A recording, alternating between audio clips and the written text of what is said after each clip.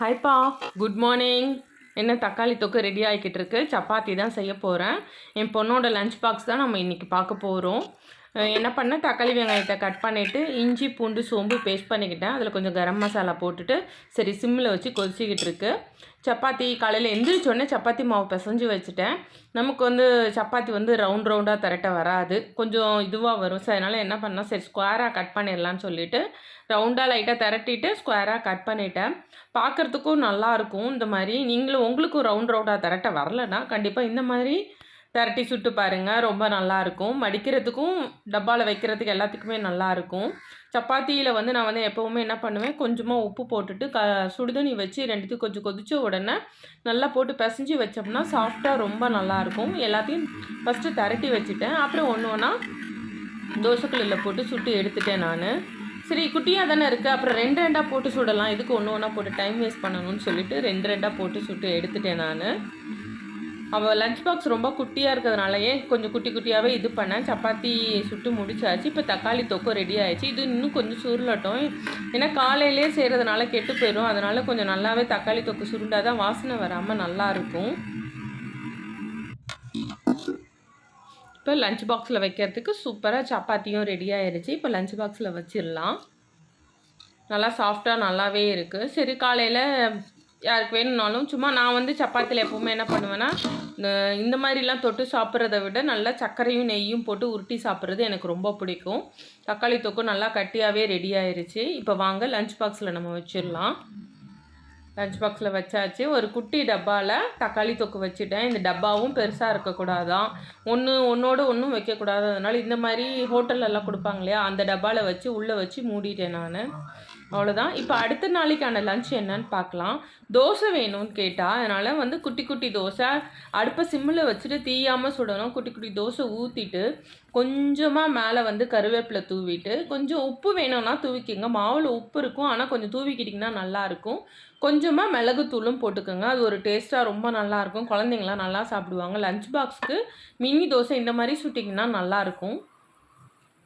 இதோ கொஞ்சமாக மிளகுத்தூள் போட்டுக்கலாம். உப்பு வேணும்னா உங்களுக்கு மாவுக்கு உப்பு பத்தலை அப்படின்னா வேணும்னா லைட்டாக இதே மாதிரி உப்பும் தூவிக்குங்க. இட்லி பொடி இருந்தாலும் இதே மாதிரி தூவிட்டு நெய் ஊற்றினீங்கன்னா ரொம்ப நல்லாயிருக்கும். அது அப்படியே சிம்மில் இருக்கட்டும். நம்ம சட்னி துவையல் மாதிரி தான் அரைக்க போகிறோம். அதாவது கட்டியாகவும் இல்லாமல் ரொம்ப தண்ணியாகவும் இல்லாமல் தான் அரைக்க போகிறேன். தேங்காய், காஞ்ச மிளகாய், பூண்டு, புளி எடுத்து வச்சுருக்கேன். உப்பு எடுத்து வச்சுருக்கேன், கருவேப்பிலை எடுத்து வச்சுருக்கேன். இதெல்லாம் வதக்கி தான் நம்ம சட்னி அரைக்க போகிறோம்.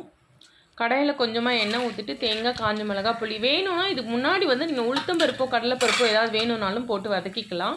நான் அது சேர்க்கலை, தேங்காய் மட்டும்தான் போட்டிருக்கேன். இதை நல்லா வதங்கட்டும். வதக்கி அரைச்ச சட்னி தான் மதியானம் லஞ்சு சாப்பிடும்போது கெடாமல் கொஞ்சம் நல்லாயிருக்கும். இப்போ இது கூட நம்ம கருவேப்பிலை அலசிட்டு கருவேப்பிலையும் சேர்த்துக்கலாம்.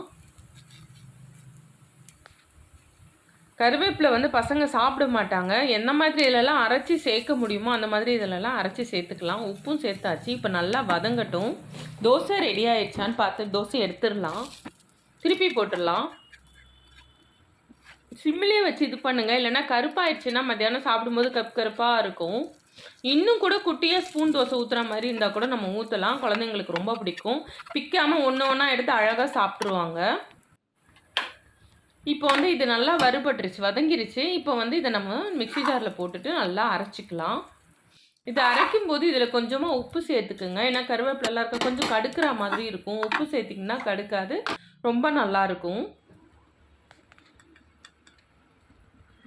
கொஞ்சமாக மஞ்சத்தூள் சேர்த்துக்குங்க. அவ்வளோதான். இப்போ இதை நல்லா நம்ம அரைச்சிக்கலாம். சூப்பராக அரைச்சாச்சு. இது கூட நான் தண்ணி சேர்க்க போகிறதில்ல. நம்ம இதுக்கு என்ன தாளிக்கணுமோ தாளிக்கலாம். நான் கருவேப்பிலை போட போகிறதில்ல, ஆல்ரெடி அதுலேயே இருக்கிறதுனால வெறும் கடுகு மட்டும் போட்டு நம்ம தாளிச்சுக்கலாம்.